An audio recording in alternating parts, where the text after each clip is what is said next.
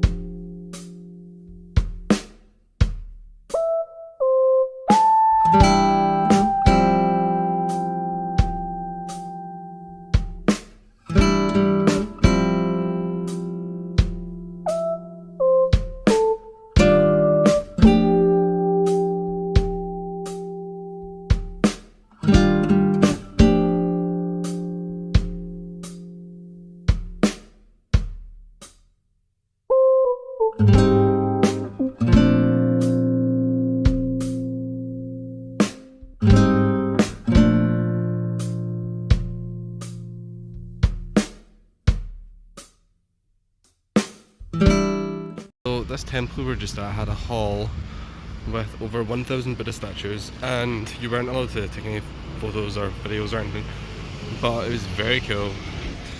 You don't really realise how much like 1,000 is until you see it actually in front of you. Like you're like, okay, 1,000, and then like you're like, okay, like 1,000. It was huge, but it was really cool. And also they had a computer after it, and you could look up every single individual one's name, which was crazy. Like they all have their own individual names. So yeah, this is a very cool one. It wasn't even on my list. Literally, I was just walking up the street and I saw this one. This is nowhere near that area I was talking about earlier. This is just a street, but very cool, very fun discovery.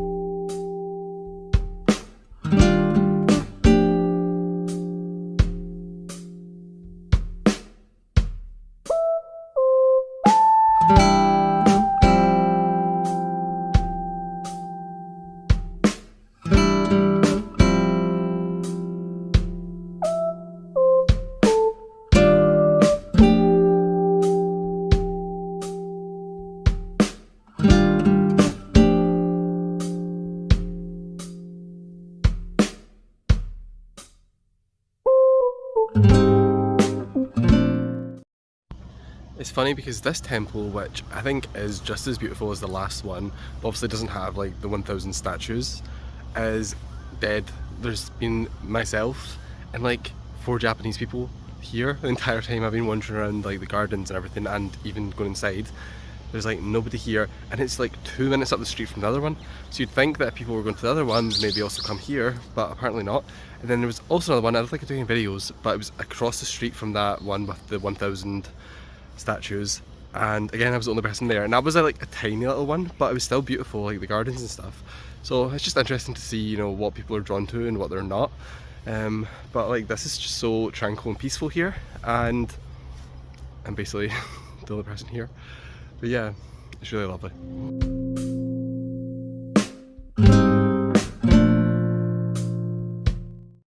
So we're still at the same temple, and there's this museum as part of the grounds, and it's only 2 rooms, it's tiny, but they have the most gorgeous like wall paintings that were done on paper that were in the temple back from like hundreds of years ago, and there was all no filming and no photography as most things are here, but I bought a postcard. So this is my favourite one. It was the cherry blossom one, and imagine this but like huge, like the entire wall, and there was loads of them, and it was really impressive. It was beautiful.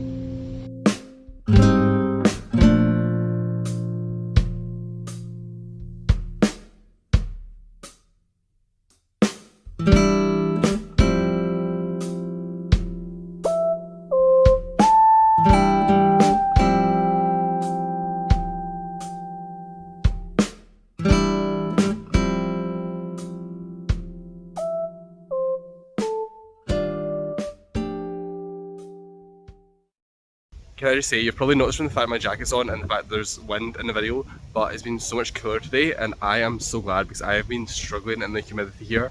I don't know how the Japanese people are walking around in like 3 layers in the blazing sun, because I'm wearing like just a t-shirt and the sweat is running off me 24/7, so today's been a nice change of pace. It's day 2 for me here in Kyoto, and today we're going to go to the 1000 Torii gates, which is a very famous huge walkway with like thousands of the red Torii gates which lead up to a Shinto shrine, and I am really looking forward to that. However, everyone online says go at 6 AM, beat the crowds. If this was last week when I was still sleeping like 8 PM to 4 AM, I definitely would have done that. However, I've just got into a normal-ish sleeping pattern of like 11 till 7-ish, and I woke up at 7 and I was like, I'm so fine with that. I'm not in any rush. And then by the time I've sat on my phone for a bit and showered and everything, it is now 9 AM, so we're probably going to be part of the crowd. However, that's fine. I also seen some people say though that a lot of the crowds and tourist groups and stuff, they stay at the bottom and they don't actually venture that far up. Apparently if you take the full walk all the way to the top,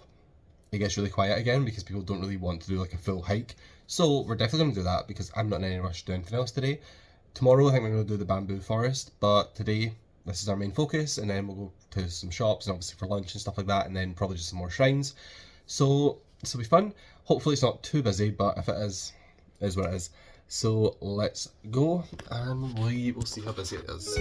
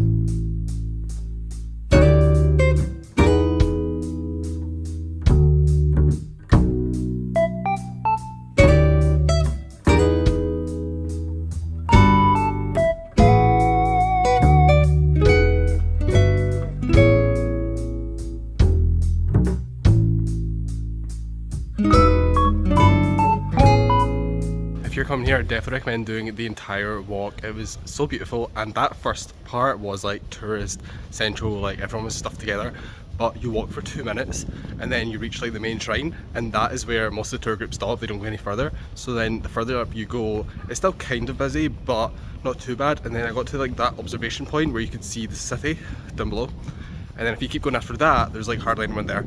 So I definitely recommend doing like the entire thing. It did take an hour and a half, but it was beautiful. It did not feel like an hour and a half, and it's like half uphill, half downhill, so you definitely kind of need to be a little bit fit to do it. Also my hair is just going everywhere in this wind, but it was so worth it. It was really beautiful, and like I said, once you get past that first 2 minutes, you're like fine. When I first arrived and saw like everyone's squishing in those bottom gates, I was like, oh my god, what have I got myself into? But honestly, after that 2 minutes, like it's fine, and it was so beautiful and really fun. So yeah, definitely highlight of the trip actually. When I first got there, so when I seen those crowds, I'm just such a anti-crowd person. I seen the crowd and I was like, great.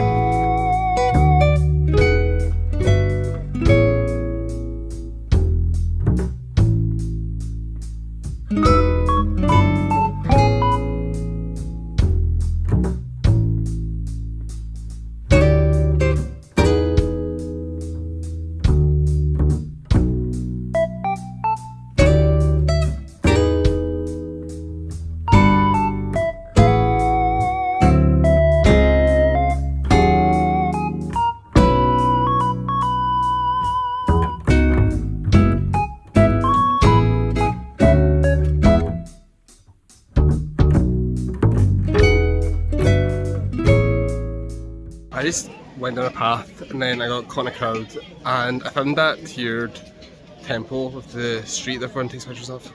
Now we're up here and again I just followed the crowd. So we're gonna go to this place.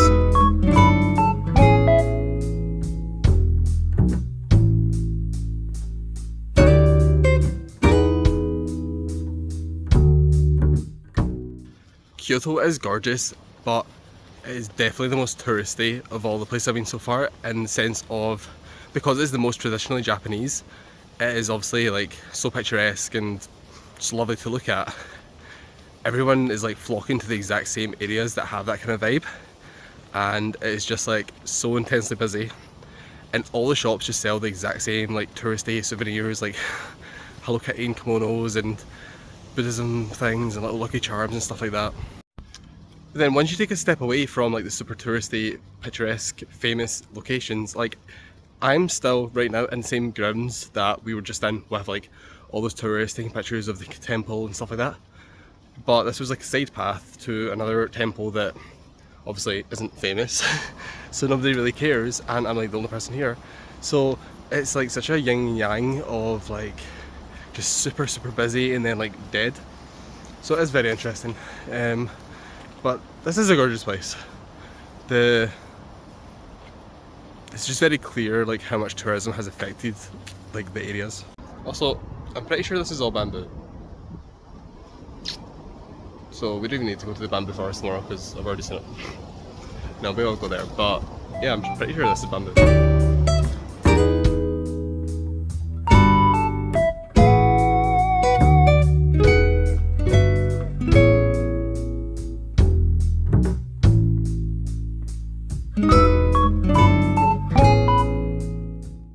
See, you go 5 minutes off the main road, then you have your own private temple to enjoy.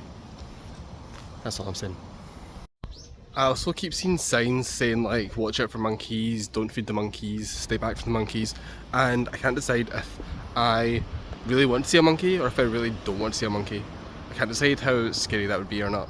Like, are they kind monkeys? Are they crazy monkeys? I wish they would tell us. I mean, I'm not going to feed them, I don't even have food.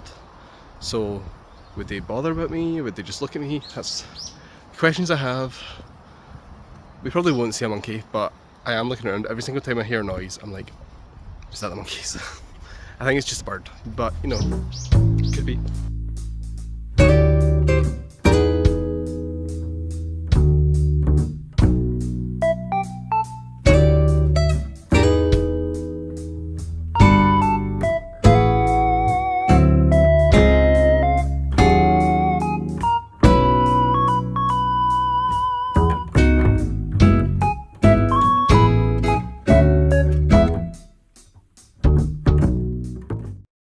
It's my last full day here in Kyoto. I've decided I'm not going to the bamboo forest. I've been lying in bed trying to get the motivation to go for like hours at this point, and I'm like, I don't care. Like, why am I going to this bamboo forest when I literally just don't care? So we're gonna go to the shops, have some lunch, find something to do, probably go to some temples. Especially, I love the like non-famous smaller ones. They're so pretty and like quiet and stuff. So probably do that. And yeah, it's just a reminder to anyone watching, if you're going travelling, you don't have to do something just because it's like the popular thing to do. Like, if you don't care about a bamboo forest, don't go to the bamboo forest. I have to remind myself that sometimes because I'm like lying there, I'm like, oh, it's going to be busy, oh, blah, blah, blah, blah, blah, blah. And I'm like, nobody is forcing me to go. So, we're not going.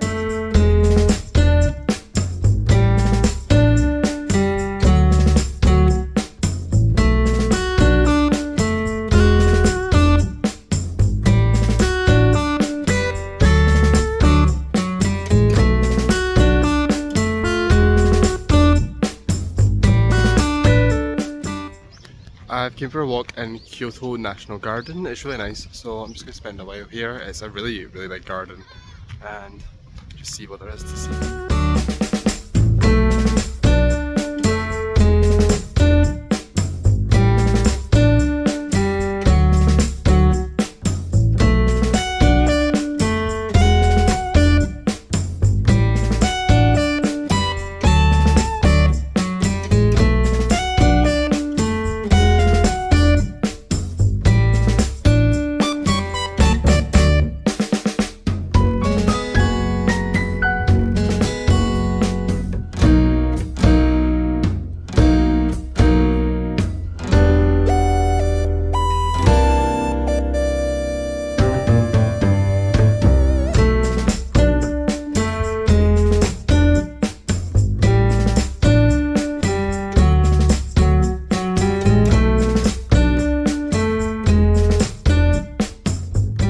just walking along the street semi-aimlessly and I saw these signs for the International Manga Museum, and I don't really read manga or anything like that, however, obviously it's a Japanese staple and I did like it when I was younger, so I thought why not pop in, and I actually spent quite a decent amount of time in there. There's some really interesting exhibitions about like preservation and like what is worth preserving and what isn't, and like also like physically how they do it. Especially I really like there was a bit about what they do after like a natural disaster, so like after a flood or an earthquake, when stuff that has been preserved is then damaged, how they try and restore it and stuff like that.